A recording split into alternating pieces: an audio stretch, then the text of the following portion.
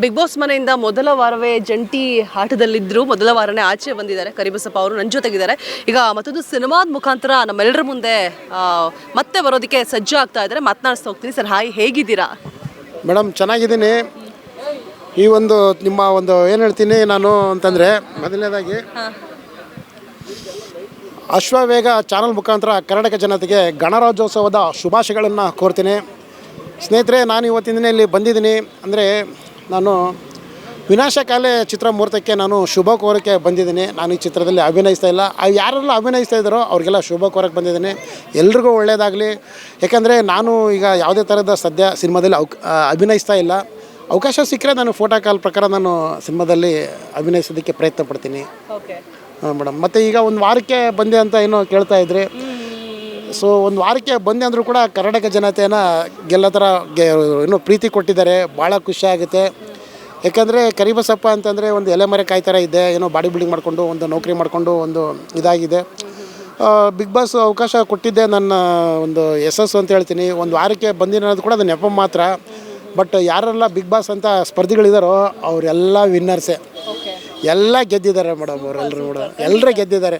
ನನ್ನಲ್ಲಿ ಯಾವುದೇ ಥರದ್ದು ಒಂದು ವಾರ ಬಂದಿದ್ದೀನಂತ ನನಗೆ ಫೀಲಿಂಗ್ ಇಲ್ಲ. ಯಾವುದೇ ಥರದ್ದು ಏನೂ ಇಲ್ಲ ಮೇಡಮ್. ಯಾಕಂದರೆ ಗೆದ್ದರೂ ದಿನ ಶಾಶ್ವತವಲ್ಲ, ಸೋತರೂ ದಿನ ಶಾಶ್ವತವಲ್ಲ. ದಿನಗಳು ಸಮಯ ಉರುಳ್ತಾ ಇರ್ತದೆ. ನಾವು ಜೀವಿಸಬೇಕಾಗ್ತದೆ. ಟೈಮು ಉಳ್ತಾ ಇರ್ತದೆ. ಅರ್ಥ ಆಗಿಲ್ಲ ಅಂದರೆ ಇನ್ನೊಂದು ಸಲ ಹೇಳ್ತೀನಿ, ನಾನು ಗೆದ್ದಿದ್ದೆ ಅಂದರೂ ಕೂಡ ಆ ದಿನ ಜಾರೋಗ್ಬಿಡ್ತಾಯಿತ್ತು. ಸೋತಿದ್ದೀನಿ ಅಂದ್ರೂ ಕೂಡ ದಿನ ಜಾರೋಗ್ಬಿಡ್ತದೆ. ಸೋಲು ಶಾಶ್ವತವಲ್ಲ, ಗೆಲುವು ಶಾಶ್ವತವಲ್ಲ. ಬಟ್ ನಾವು ಜೀವಿಸ್ತೀವಲ್ಲ, ಸೋಲನ್ನು ಸಹಿಸ್ಕೋಬೇಕು, ಗೆಲುವನ್ನು ಸಹಿಸ್ಕೋಬೇಕು. ಎಲ್ಲದನ್ನು ಪ್ರೀತಿಯಿಂದ ನಾವು ಜೀವಿಸಬೇಕು ಮೇಡಮ್. Super super. ನಾನು ಅಂದ್ಕೊಂಡೆ ಸಿನಿಮಾ, ನೀವು ಆಲ್ರೆಡಿ ಸಿನಿಮಾಗೆ ಅವಕಾಶ ಬಂದಿದೆ, ಸಿನಿಮಾದಲ್ಲಿ ನಟಿಸ್ತಾ ಇದ್ದೀರಾ ಅಂತೇಳ್ಬಿಟ್ಟು. ಬಟ್ ವಿಶ್ ಮಾಡೋದಕ್ಕೆ ಬಂದಿದ್ದೀರಾ ನೀವು? ವಿಶ್ ಮಾಡೋಕ್ಕೆ ಬಂದಿದ್ದೀನಿ ಮೇಡಮ್. ನಾನು ಯಾವುದೇ ಥರ ಸಿನಿಮಾದಲ್ಲಿ ಅಭಿನಯಿಸ್ತಾ ಇಲ್ಲ. ಈಗ ಅವಕಾಶ ಸಿಕ್ಕಿದ್ರೆ ನಾನು ಫೋಟೋ ಕಾಲ್ ಪ್ರಕಾರ ನಾನು ಅಭಿನಯಿಸ್ತೀನಿ. ಈಗ ಸಿನಿಮಾದಲ್ಲಿ ನನಗೆ ಯಾವುದೇ ಥರದ್ದು ಅವಕಾಶಗಳು ಸಿಕ್ಕಿಲ್ಲ ಮೇಡಮ್. ಸಿಕ್ಕಿಲ್ಲ. ಬಟ್ ಜನಗಳ ಪ್ರೀತಿ ಸಿಕ್ಕಿದೆ. ಜನಗಳ ಒಂದು ಪ್ರೀತಿ ಸಿಕ್ಕಿದೆ. ಆ ಪ್ರೀತಿ ಈ ಜೀವ ಇರೋವರೆಗೂ ಮರೆಯೋಕ್ಕಾಗಲ್ಲ. ಪ್ರೀತಿಗಿಂತ, ಜನಗಳ ಪ್ರೀತಿಗಿಂತ ನನಗೆ ದೊಡ್ಡದು ಯಾವುದೂ ಇಲ್ಲ ಮೇಡಮ್. ಸೂಪರ್ ಅಲ್ಲ? ಅಯ್ಯೋ, ಖುಷಿ ಆಗುತ್ತೆ ಮೇಡಮ್. ಇದಕ್ಕೆ ಸ್ಪೆಷಲ್ ಥ್ಯಾಂಕ್ಸ್ ಅಂದರೆ ಕಲರ್ಸ್ ಕನ್ನಡ ಮತ್ತು ನಮ್ಮ ಬಿಗ್ ಬಾಸ್ ಟೀಮ್ಗೆ ಹೇಳ್ಬೇಕು ಮೇಡಮ್. ಭಾಳ ಖುಷಿ ಆಗುತ್ತೆ ಮೇಡಮ್. ಇವಾಗ ಗಿಲ್ಲಿ ಅವ್ರು ಗೆದ್ದರು ಕರಿಬಸಪ್ಪ ಅವರೇ. ಸೊ ಅವರು ಎಂಟರ್ಟೈನ್ ಮಾಡ್ತಾ ಇದ್ದಿದ್ದ ರೀತಿ ಆಗಿರ್ಬೋದು, ಪ್ರತಿಯೊಂದೂ ಜನ ಮೆಚ್ಚಿ ಅವರನ್ನ ಗೆಲ್ಲಿಸಿದ್ದಾರೆ. ಕರ್ನಾಟಕ ಜನತೆ ಗೆಲ್ಲಿಸಿದ ಅಷ್ಟು ಬರೋಬ್ಬರಿ 47 ಕೋಟಿಗೂ ಅಧಿಕ ವೋಟ್ಗಳು. ಸೊ ಏನು ಹೇಳಕ್ಕೆ ಇಷ್ಟಪಡ್ತೀರಾ ಮೇಡಮ್? ಭಾಳ ಖುಷಿ ಆಗುತ್ತೆ. ಗಿಲ್ಲಿ ಗೆದ್ದಿರೋದು ಬೇರೆ ಅಲ್ಲ, ಕರಿಬಸಪ್ಪ ಗೆದ್ದಿರೋದು ಬೇರೆ ಅಲ್ಲ. ಎಲ್ಲ ಒಂದೇ. ನಾವೆಲ್ಲರೂ, ಯಾಕಂದರೆ ಸ್ಪರ್ಧಿಗಳು ಯಾವಾಗ ನಾವು ಬಿಗ್ ಬಾಸ್ ಒಳಗಡೆ ಎಂಟ್ರಿ ಆದ್ವೋ ಅವತ್ತೇ ಗೆದ್ದಿರೋದು. ಬಟ್ ಎಲ್ರಿಗಿಂತ ಎಲ್ಲರೂ ಏನು ಸ್ಪರ್ಧಿಗಳಿದ್ರಲ್ಲ ಟೋಟಲು, ಆ ಸ್ಪರ್ಧಿಗಳಲ್ಲಿ ನಮ್ಮ ಗಿಲ್ಲಿ ಅವರು ವಿನ್ ಆಗಿದ್ದಾರೆ. ಭಾಳ ಖುಷಿ ಆಗುತ್ತೆ. ಯಾಕಂದರೆ ಗಿಲ್ಲಿ, ನೀವೆಲ್ಲ ಅಂದ್ಕೊಂಡಿದ್ದೀರ ಏನೋ ಸ್ಕ್ರಿಪ್ಟೆಡ್ ಅಪ್ಪ ಇದು ಹಾಗೆ ಅಂತಂದು.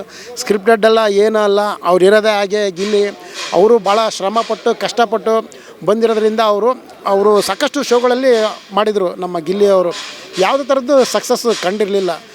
ಭಗವಂತನ ಲೀಲೆ ಏನೋ, ಪರಮಾತ್ಮನ ಆಶೀರ್ವಾದ ಏನೋ, ಇವಾಗ ಬಿಗ್ ಬಾಸ್ 12 ಗಿಲ್ಲಿ ವಿನ್ ಆಗಿದ್ದಾರೆ.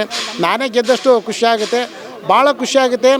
ಅವರು ಅಷ್ಟು ಇಡೀ ಒಂದು ನಾವು ನೋಡ್ದಂಗೆ big boss 1 to 12 history create ಮಾಡಿದ್ದಾರೆ ಅಂತ ಹೇಳ್ತೀನಿ ಗಿಲ್ಲಿ. ಯಾಕಂದರೆ ಅಷ್ಟು ಅಭಿಮಾನ ಬಳಗನ ಹೊಂದಿದ್ದಾರೆ. ಕಲೆ ಪ್ರತಿಭೆ ಅನ್ನೋದು ಯಾರೋ ಸೊತ್ತು ಅಲ್ಲ. ಕಲೆ ಪ್ರತಿಭೆ ಅನ್ನೋದು ಯಾರೋ ಸೊತ್ತು ಅಲ್ಲ. ಇದರಲ್ಲಿ ಬಡವ ಶ್ರೀಮಂತ ಅಂತ ಬರೋದೇ ಇಲ್ಲ. ಇದರಲ್ಲಿ ಕಲೆ ಅನ್ನೋದು ಎಲ್ಲರಲ್ಲಿರುತ್ತೆ.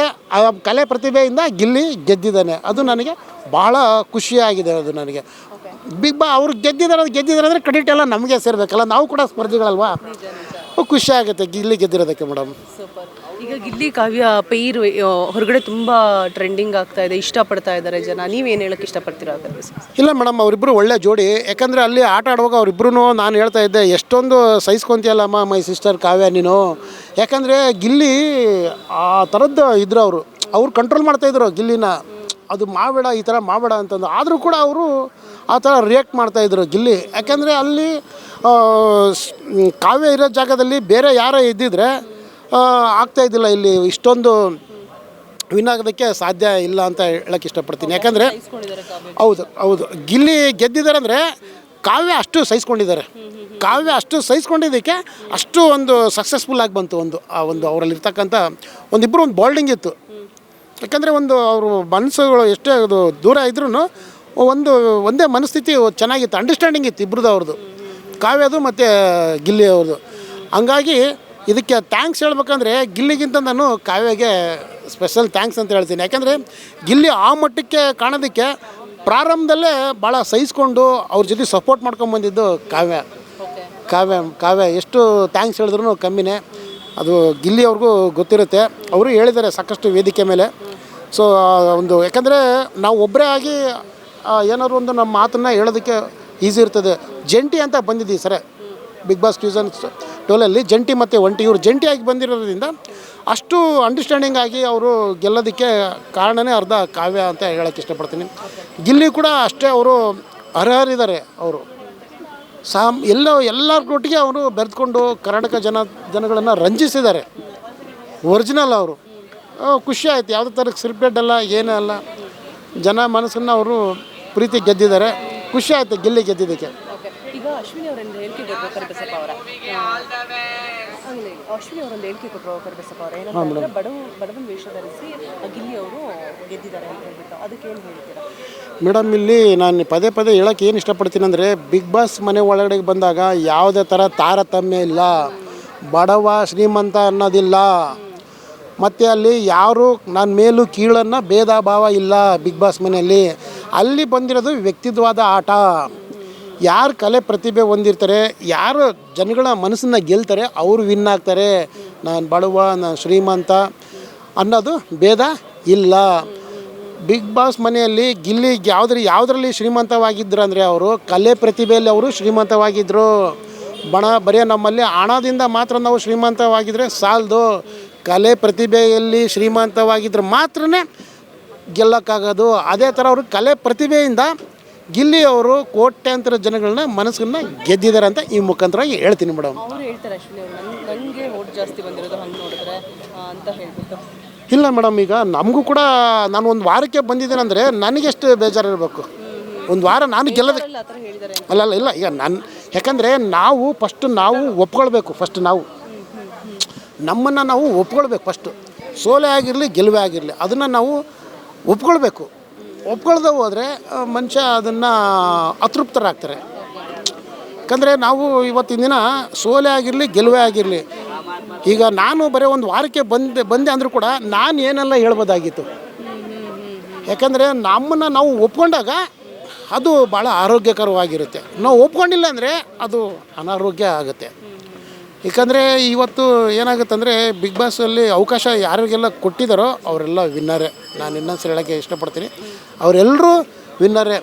ಮತ್ತು ಅಶ್ವಿನಿ ಗೌಡ ಮೇಡಮ್ ಇದ್ದಾರಲ್ಲ, ಅವರು ಕೂಡ ವಿನ್ನರೇ. ಯಾಕಂದರೆ ಇವತ್ತು ಸೋಲು ಶಾಶ್ವತಲ್ಲ, ಗೆಲುವು ಶಾಶ್ವತವಲ್ಲ. ಅವರು ಕೂಡ ಗೆಲ್ಲೋದಕ್ಕೆ ಸಮರ್ಪಕವಾಗಿದ್ದರು. ಬಟ್ ಏನಂದರೆ, ಅತಿ ಹೆಚ್ಚಾಗಿ ಕರ್ನಾಟಕ ಜನತೆ ಅವರಿಗೆ ಆಶೀರ್ವಾದ ಮಾಡಿದ್ದಾರೆ ಗಿಲ್ಲಿ ಅವರಿಗೆ. ಹಾಗಾಗಿ ನಾವು ಅದನ್ನು ಒಪ್ಕೊಳ್ಳೇಬೇಕು. ಗಿಲ್ಲಿ ಗೆದ್ದಿರೋದು ಬೇರೆ ಅಲ್ಲ, ಕರಿಬಸಪ್ಪ ಗೆದ್ದಿರೋದು ಬೇರೆ ಅಲ್ಲ. ಖುಷಿ ಆಯ್ತು. ಕ್ರೆಡಿಟ್ ಅಷ್ಟು ನನಗೆ ಸೇರಲ್ಲ ಅಂತ ಹೇಳ್ತೀನಿ. Thank you. ಸಿನಿಮಾ ಮಾಡ್ತೀನಿ ಅಂತಲೂ ಕೂಡ ಹೇಳ್ತಿದ್ದೀರಾ. ಆದಷ್ಟು ಬೇಗ ಸಿನಿಮಾ ನಿಮಗೆ ಒಲ್ದು ಬರಲಿ ಅಂತ ಹೇಳ್ತಾ ಧನ್ಯವಾದ. ಇದಿಷ್ಟು ಕರಿಬಸಪ್ಪ ಅವರ ಮಾತಾಗಿತ್ತು ಅಂತ ಹೇಳ್ತಾ ಕ್ಯಾಮ್ರಾ ಪರ್ಸನ್ ನವಾಜ್ ಜೊತೆ ರೋಜಾ ಮನು ಪಾಟೀಲ್, ಅಶ್ವವೇಗ, ನ್ಯೂಸ್ ಬೆಂಗಳೂರು.